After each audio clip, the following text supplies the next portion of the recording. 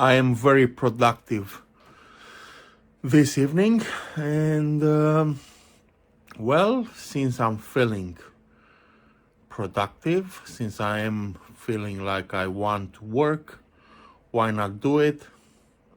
So, welcome to my space. This is my space. I'm Valentin Bura, and this is my take on Buddhist philosophy. This is my take on Buddhist thought. It is a skeleton, very schematic, just the basic tenets. If you want to take this topic exhaustively, it is very academic, it is very in-depth. People study these things seriously. And you basically need a Pali dictionary. Never mind the verbs, the adverbs, the attributes. You just need the nouns in a Pali dictionary. And that is very, very thick, okay? So it is a serious domain of study. This is only the skeleton. So let's get to work.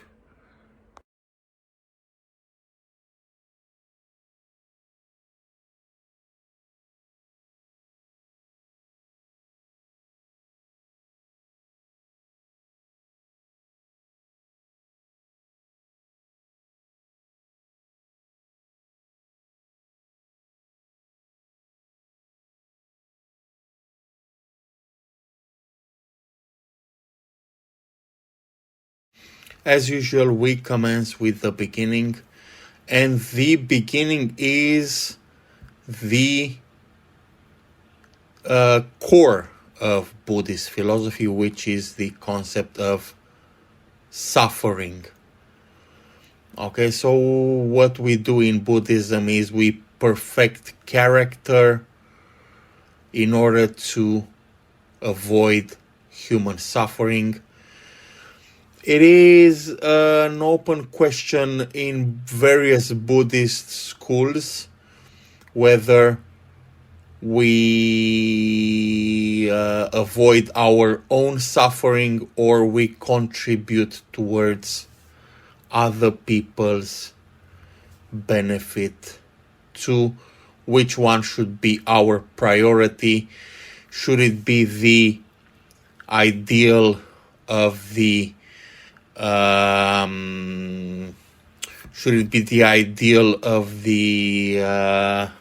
bodhisattva, or should it be the ideal of the other path, the path towards self-improvement, which is the ideal of the arahant? So these are the two ideals in Buddhism, the bodhisattva and the arahant. So the beginning is the Four Noble Truths. The first truth is the truth of dukkha, which is suffering. That is perennial. Everything that lives suffers. Everything that is endowed with the breath of life feels pain. So we must not cause pain in other human beings. We must not cause pain in other living beings. And we must certainly avoid our own pain. And we must perfect character in order to escape pain. Okay, that is the purpose of Buddhism. So the first noble truth, the truth of dukkha, the universal truth of suffering. The second noble truth is the truth of the cause of suffering, which is craving. The cause of suffering is craving and attachment. Attachment is a form of craving, so that is the origin of suffering. The third noble truth is the truth of the cessation of suffering. So Cessation of suffering is possible. We achieve this in the fourth jhana. Okay, so there exist 4 jhanas. The fourth jhana entails perfect equanimity, perfect upekkha, which is maintaining a perfect calm attitude. No matter what happens, you're keeping calm. That is upekkha. So that is the fourth jhana, and that is total cessation of suffering.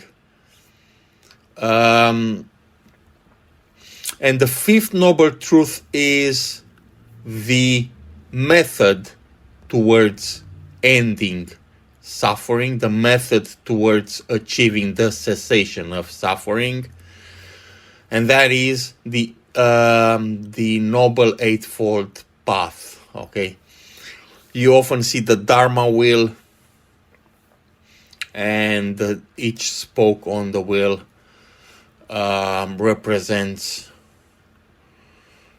one of the Eightfold Path, one path of the Noble Eightfold Path. That is the Bura sitting beneath the Bodhi tree over there. He's always sitting beneath the tree when his enlightenment is pictured. The tree represents genealogy. Buddhism is the third religion in the world, the third largest religion. So it is a very vast tree with many, many branches, a huge genealogy.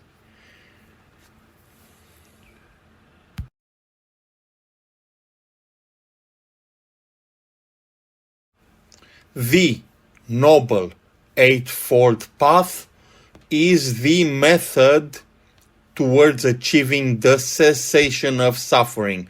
So it's a method towards perfecting character. It is a method towards we achieve our end purpose, which is the cessation of suffering in ourselves. So ultimately we are talking about ourselves, but in some schools of thought, we achieve this by contributing to others. We achieve this by contributing to society. Okay, so it's always like that. So here it is. This is the wheel, the Dharma wheel. You can see a fawn and a stag over there, the baby deers. A friend of mine, she's a Buddhist nun. She says she's always feeding deers. Well, that's a common phenomenon to a Dharma bearer.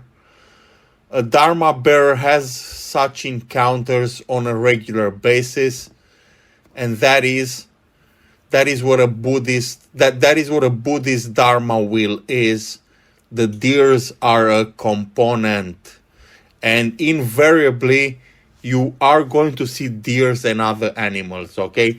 When you are a Dharma bearer and you are dispensing the Dharma to other human beings or other beings, you are going to see deers and other animals. So let's speak about the Noble Eightfold Path. So this is made up of the right view, right intention, right speech, right action, right livelihood, right effort, right mindfulness, and right concentration. Samadhi or concentration. So Samadhi refers to concentration. It is perfect focus.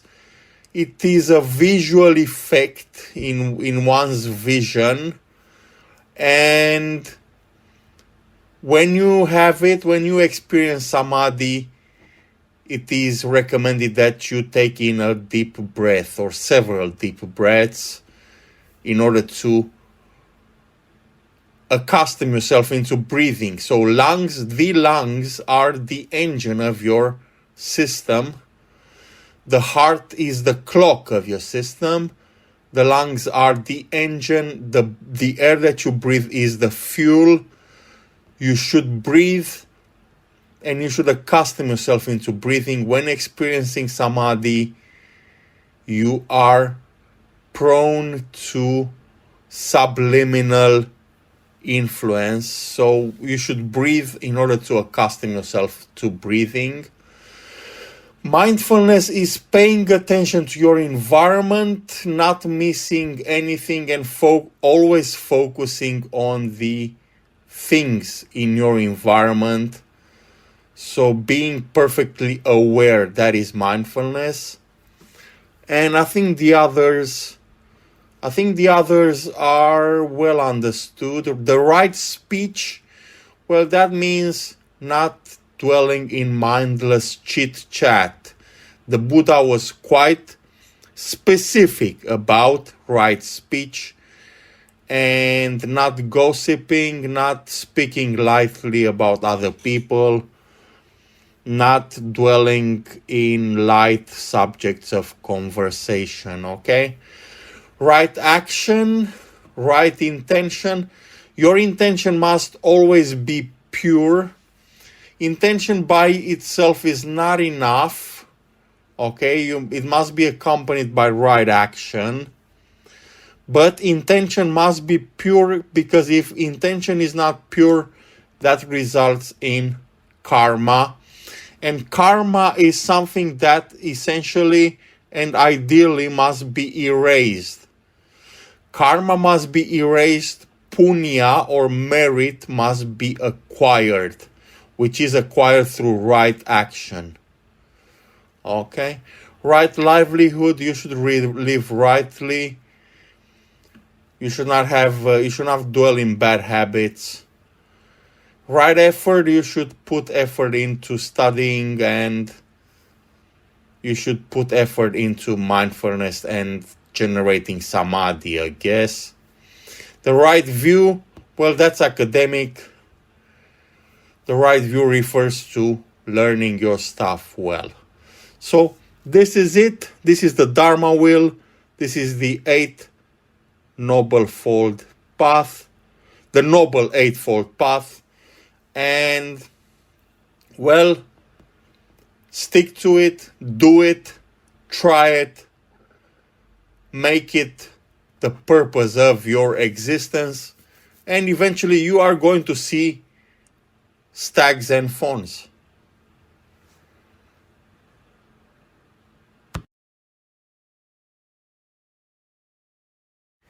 Greed, hatred, ignorance, they are the root of evil in the world. They are the cause of everything that goes wrong. They are the cause of everything that is wrong, everything that is evil in the world.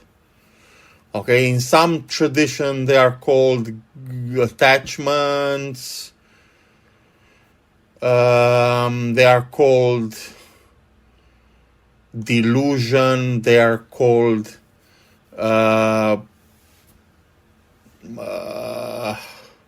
I forgot what the terminology for hatred was.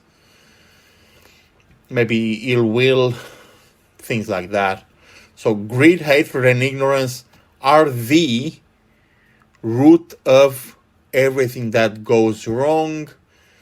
They should be countered. The way to counter greed is to apply loving kindness. Well, that's hatred, actually. So the counterpart to hatred is loving kindness. That's related to agape in Christian philosophy. That is what loving kindness is. You should apply loving kindness to all beings. The way to counter ignorance is through study. So the counterpart of ignorance is knowledge. You should approach any problem like a problem solver, and you should solve the problem. You should gather information. You should go in depth and know the domain properly. Ignorance is great. We make mistakes because of ignorance. We are induced in a great error. Our enemies take advantage of us due to ignorance. In the same fashion, greed can be countered. The counterpart to greed is generosity. It is said in Buddhist circles that one only keeps what one gives away. We should apply charity, benevolence, and generosity.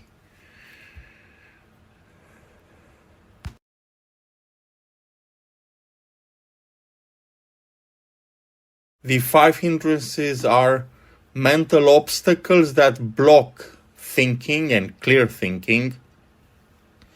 They disrupt meditation and they cloud wisdom in everyday life. They are very real, metaphysically speaking. In a metaphysical sense, they are very, very real thing. Every person that was properly inducted in Buddhism will stumble upon the 5 hindrances or some of the 5 hindrances. They are sensual desire, ill will, sloth and torpor, restlessness and worry, and skeptical doubt about your practice mostly. So I guess it is clear. So it is lust, hatred, laziness, restlessness, and skepticism. These are the 5 hindrances. They are extremely real. Every Buddhist that was properly inducted and is expert in mindfulness knows how real these are. They are extremely real. And if you choose this path, if you choose to follow Buddhism, you will encounter some of the 5 hindrances.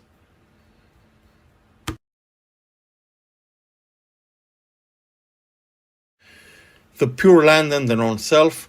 The Pure Land is where we reincarnate, is where we reborn after acquiring punya, a life of punya, a life of merit. If we acquire too much karma, we will go in the underworld, I guess. And that's pretty bad. We will dwell in the land of the underworld.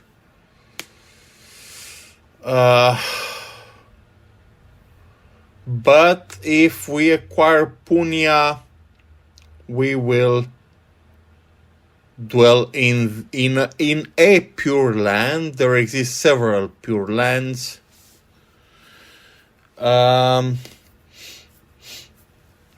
Yeah, so what that means is debatable. My take on this is that personally I have reincarnated in a pure land. The village in which I grew up was extremely pure and blissful. I had a very blissful childhood. And that is my take on what the pure land entails. Right, now, the non-self refers to the higher self, actually. So imagine yourself, imagine that. So what you imagine is that you are an octopus, and what you are is a tentacle of the octopus. The octopus is the higher self. You are a tentacle of the higher self. You are a higher self manifestation. Okay, that is what you are. And when you will dwell in the Pure Land, you are going to dwell there with your higher self. Okay? So that is debatable. It is debatable what the Pure Land is, but the non-self. So as Buddhists, we say we don't have a self because, well, we are manifestations of the higher self, which is something like an abstract sort of being.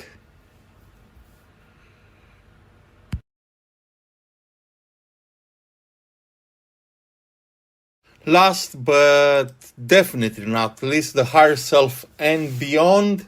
These are concepts from Sanskrit, actually. These are concepts from Hinduism, but let's take it slowly on this one. So, a Buddhist is a person that takes refuge in the three jewels or the three treasures.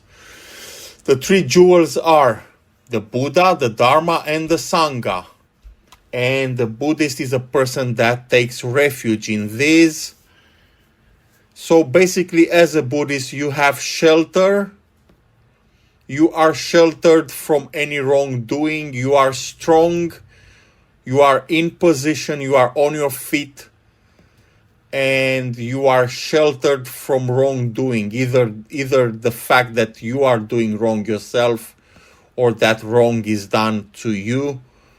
You are sheltered from these by virtue of being a Buddhist. Okay, so that is taking shelter. And basically, as a Buddhist, the only rule, the only definite, well delineated rule that you should follow is veneration of the three jewels. So you shouldn't disrespect the three jewels. Sometimes we see teachers addressing a congregation, and behind them there's a Buddha. And the type of Buddha that is behind a speaker is kind of relevant, because sometimes it's the universal Buddha, sometimes he's a very beneficial Buddha, sometimes he's a very benevolent deity, or sometimes there's a sharp one, that's Mara. So if you're dealing with Mara, well, you've done something wrong, and you will eventually have visual impairments and visual stimuli and hallucinations, and you are going to be worse off. So don't disrespect the three treasures, okay? Because you will acquire karma and you will dwell with Mara in the underworld. Okay, these things are very, very real. Now, the higher self is from Sanskrit. If you're interested in Sanskrit, the best way to grasp these things is to learn object-oriented programming. You have a type, basically. Every person has a type, and your type is yourself and your doppelgangers. That is the tentacles of your higher self. That is the manifestation of your higher self. And well, if you acquire a life of punya, you will dwell in the Pure Land with your higher self. So that's about all. If you choose this path, do venerate the three treasures and be respectful, be mindful, and follow the Noble Eightfold Path towards perfection of character and cessation of pain.